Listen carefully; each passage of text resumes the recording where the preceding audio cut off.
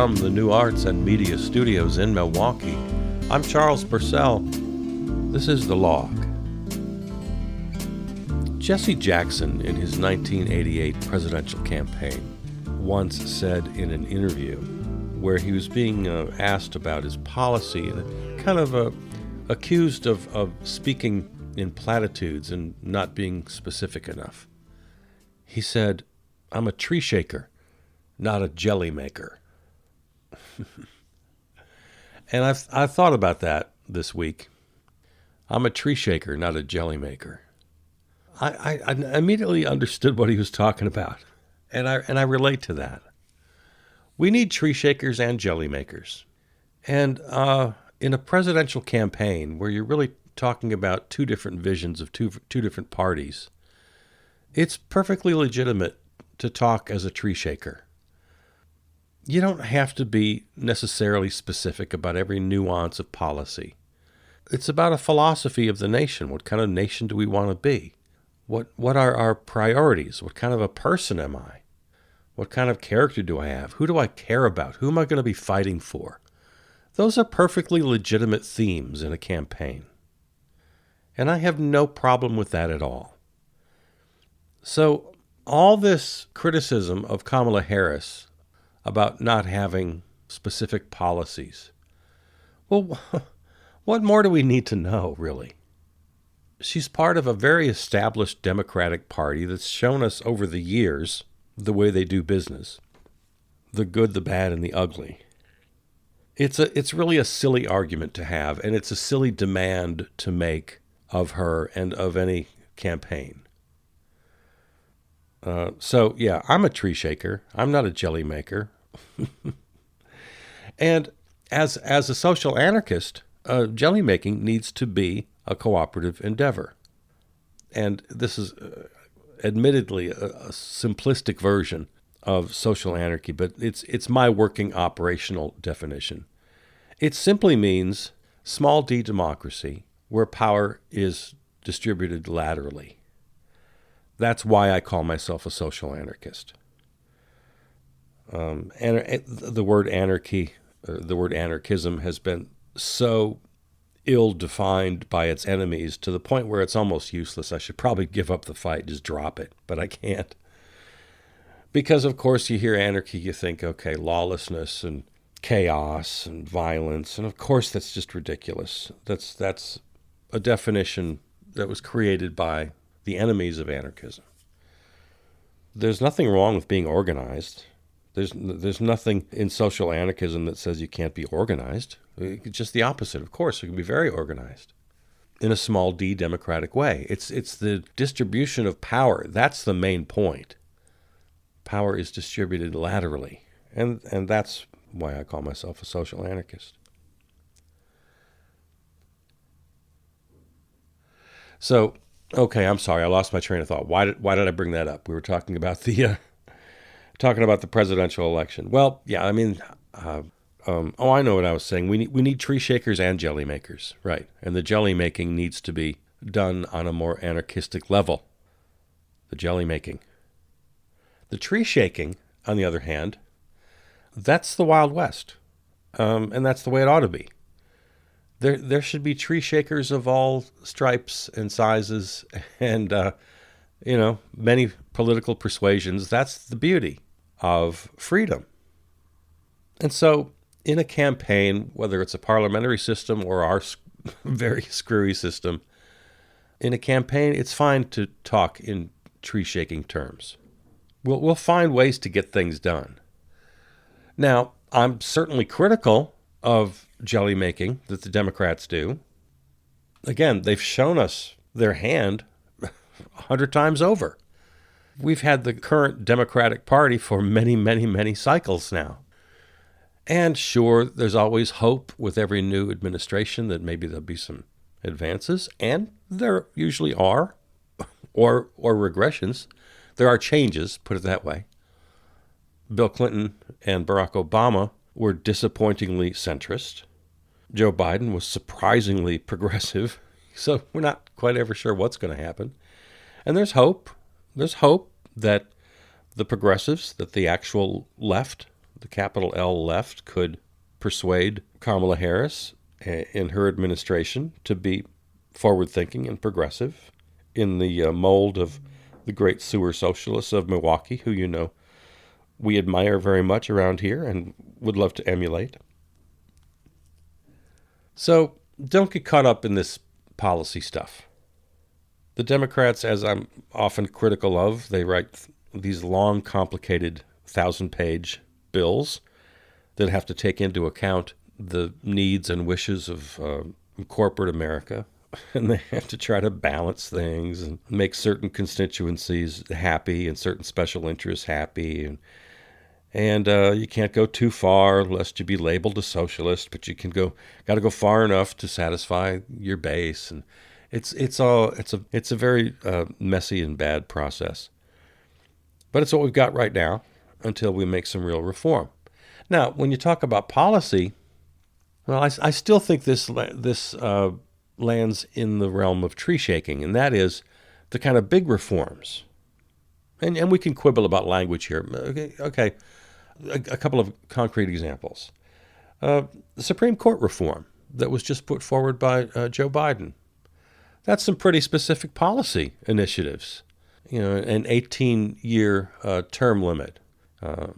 He didn't go to the 13-member court, but that's where I want to go. Giving each president 2 nominations per term. I think that's what he asked for. Anyway, yeah, those are pretty specific. I guess you could call those policy initiatives. That's good. It's also a pretty big, kind of a big picture thing, too, the whole tree shaking thing. Here's another example. Kamala Harris and the Orange Menace have both suggested that we do not tax tips. And if you don't know much about the story, or if you just see the headlines, you think they're proposing the same thing, but it's far from it. If you dig just a little bit deeper, you'll find that the Orange Menace proposal is really dangerous and ridiculous because it allows for all sorts of compensation to be redesignated as tips. So in other words, a lawyer, just the way he structures his fees, can say, okay, well, my fee is $1, but you're required to tip me $1 million, to take an extreme example, just for the sake of illustration. But under the Orange Menace proposal, that's what would happen. And it would be crazy and ridiculous. The people with the money and the people with the lawyers and the people with the accountants can figure out how to jerry-rig their pay structures and take advantage of this no tax on tips thing. So it's stupid and crazy and ridiculous and must not ever happen. Now, the Kamala Harris proposal, I haven't read every chapter and verse. I don't think it's been published. But just from what I hear from reporting, she's very aware of that problem and would target her policy towards the service industry, the people we're thinking about, hotel staff and servers and bartenders and things like that, and especially low wage or low income folks. And then along with that, of course, Kamala Harris also has been very open and clear about raising the minimum wage, about other workers' rights, a whole plethora of policies that the Orange Menace and the Republicans don't even come close to.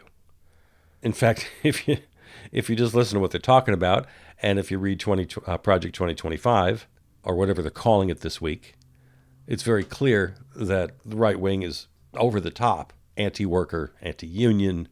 There's no way you can compare the two. So the Orange Menace tosses out this no tax on tip thing.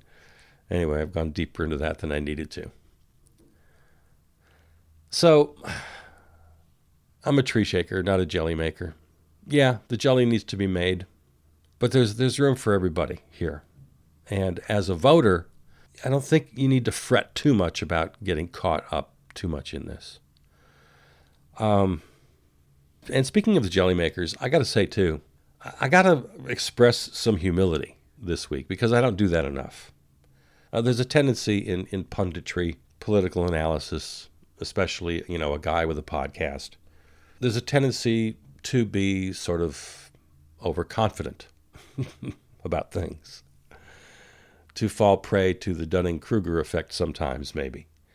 Well, as long as we're talking about tree shakers and jelly makers, I got to just tip my hat and really express with great humility my incredible admiration for the people who really get this stuff done. I was thinking about this when we got the news about the prisoner exchange between the U.S. and Russia. That's tough stuff. That's hard work. It's years of diplomacy and real inside baseball stuff that none of us are privy to. And when they finally got the deal done, and then the heartbreak that, one or two kind of high-profile prisoners weren't going to be included in that exchange, but that others were. And, I got nothing but admiration for the people who do the hard work. There's really hard work to do.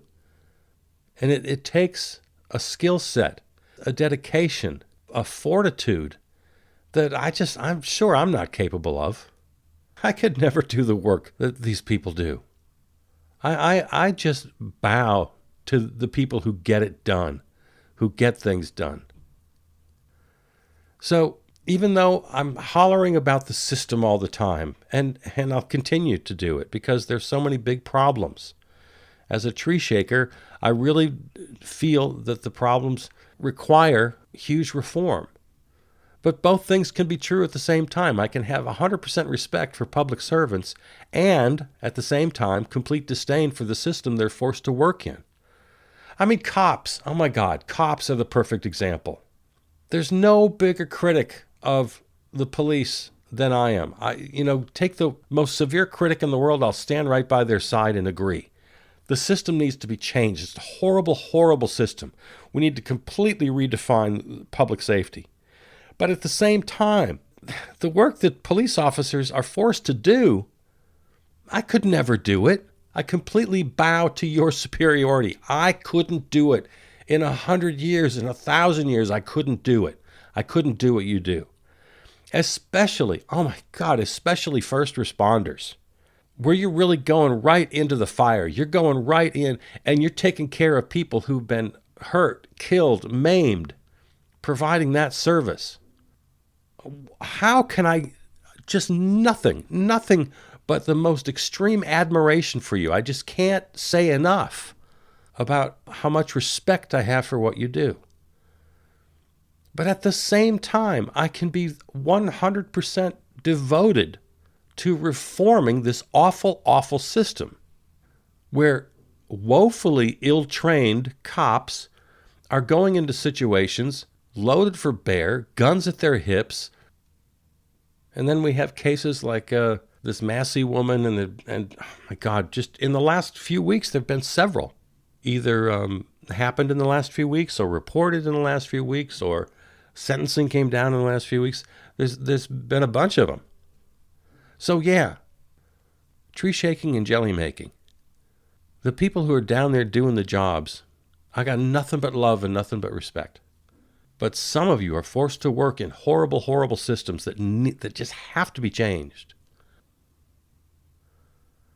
I thought about this too. We had Wisconsin had our August primary, and I was watching some little debate, the Milwaukee County Treasurer, and there's these two guys debating, and all I could think of is, I couldn't do that job. These guys are really impressive, but at the same time, I can sit high up in my tree, shaking the limbs, saying that the job they're actually doing is ridiculous. All this shifting around of money, it's what ruins the world. And I still believe that as strongly as I ever have. But it's the world these guys are forced to navigate. And right now, money makes the world go round. That's what I'm trying to change. But until I'm successful, we need guys like this. Now, I could get extreme about it. I could say, well, we'd be better off if we just elected some dummy like me who didn't know how to do it, and then the whole thing would collapse and we'd be forced to have a new system. There's one way to think about it. And I have thought about that. I've done little thought experiments about that. Yeah. Stacey Abrams once, I heard in an interview, she said it really well. You know Stacey Abrams, right? From Georgia. She ran for governor a couple times, and she's kind of a political star, and she's very big into election fairness, because the people in Georgia over the years, purging people from the rolls and kind of putting the fix in well before the election day with the way you register people and the way you kick them off the rolls. And anyway, Stacey Abrams, you know who I'm talking about. She said it very well in an interview that I think this was during maybe the George Floyd protests. She reminded us, and it seems obvious, but we need reminding sometimes. Yeah, we need people raising hell in the streets. We need people yelling and hollering and marching. That's important. We also need people in various roles in government that have an actual voice in the halls of power. And then you need the so-called bureaucrats, or what the right wing calls the deep state, the people who really know how to pull the levers and get things done. Everybody has a purpose. Everybody has a role to play. And you never need to apologize as to which role you're in. This attitude is exactly what Martin Luther King knew, right? He knew that there needed to be leaders and there needed to be masses of people in the streets, but also somebody like himself who could walk into the Oval Office and have a real toe-to-toe, no holes barred conversation, fight with the president of the goddamn United States. You know, that not everybody can walk into the Oval Office and tell LBJ what's what. But he couldn't do it without everybody else playing their roles. So that's why no one should ever apologize for what role they're playing. Whatever works for you, whatever is the fit. If you can sit around the kitchen table with family and friends and articulate a position and make a difference, then that's fantastic. I'm not going to apologize for what I do. I have, people say, well, you dumb little podcast. I'm not going to apologize for 1 second. We need people like me. I'm very proud to be doing what I'm doing. We need people to run for office. We need people to be in the so-called deep state. It's a terrible term, but everybody knows what I'm talking about. We need people in that bureaucracy who know how to pull the levers. Everybody has a role. And now that's why when it comes time to elect leaders, yes, we want to hear some policy, but mostly we want to hear, what are you about? Who are you going to fight for? There are some, policy from 30,000 feet, things like trickle-down economics. That's a basic philosophy of policy that we know, it's been proven time after time after time. There's no more debate that doesn't work. So if your policy is built around that, then we know that you're either stupid or you're lying. One or the other, one of them has to be true.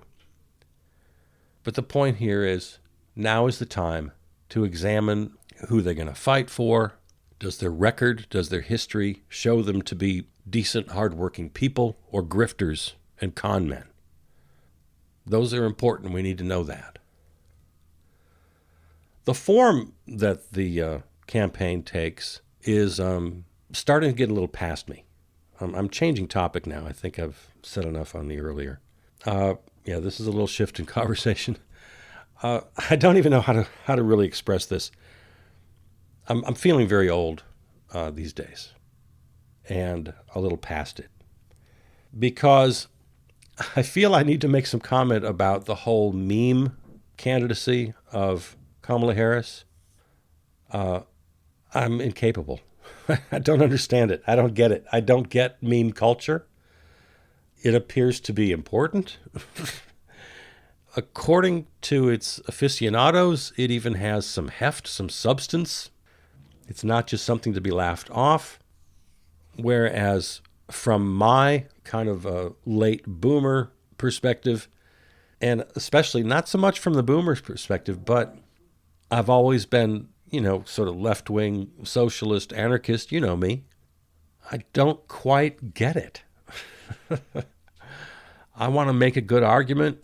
I think people should be spoken to clearly. It's okay to be inspired. It's okay to have a little bit of emotion. But I worry, and this is where I'm self-confessing here, that I think maybe I don't get it.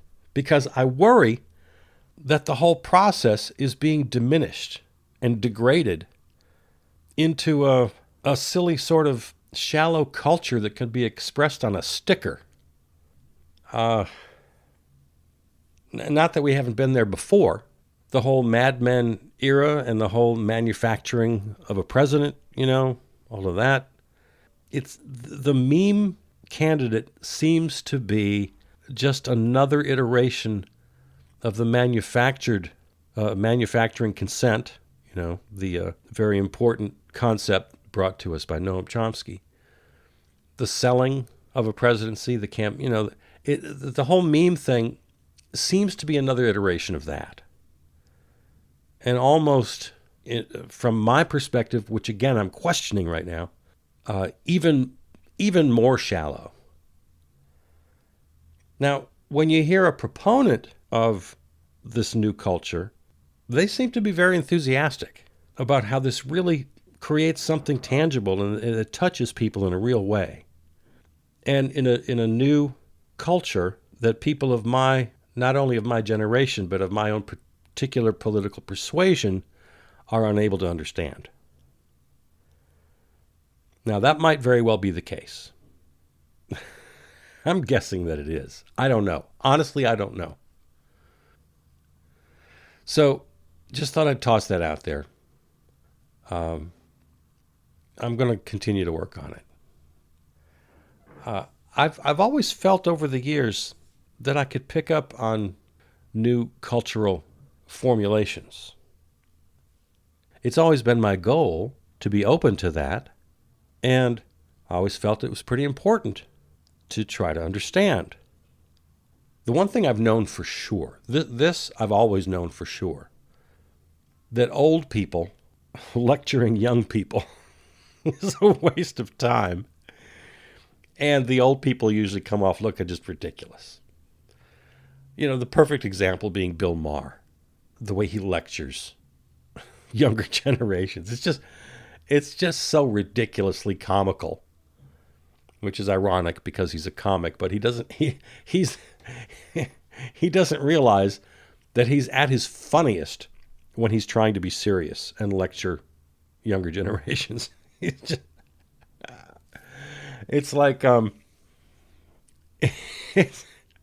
it's like those two singers on the Lawrence Welk show singing "One Toke Over the Line."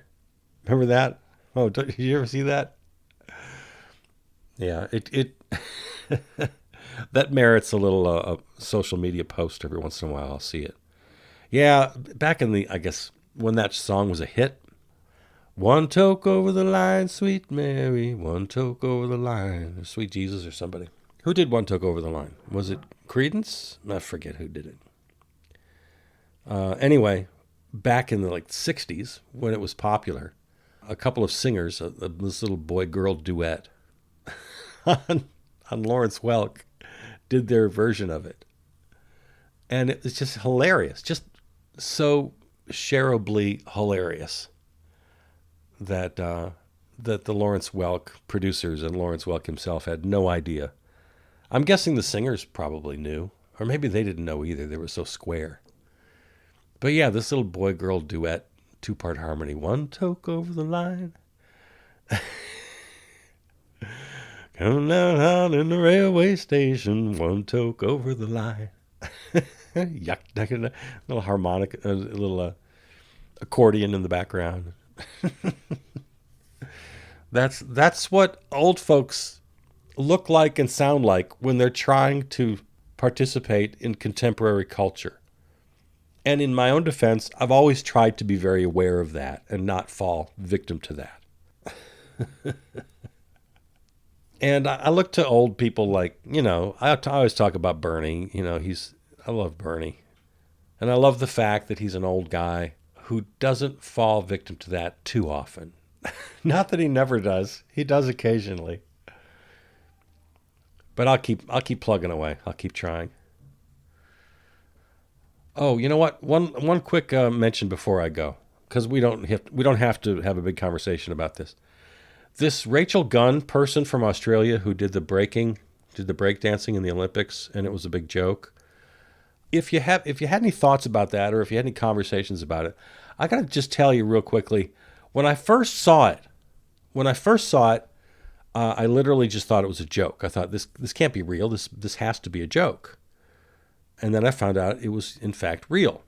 Okay, so now my second thought is, oh well, it's just somebody being silly and dumb, and I need to not be a critic all the time. Let people have their fun. It looks like she's just being fun and silly, and that's fine. But then I thought about it for a couple of minutes. I thought, you know what? Nah, I can't stay with that thought, even though I'm trying really hard to be a happy guy and not just rain on everybody. But I thought, no, this just shows so much disrespect for the people who really do it.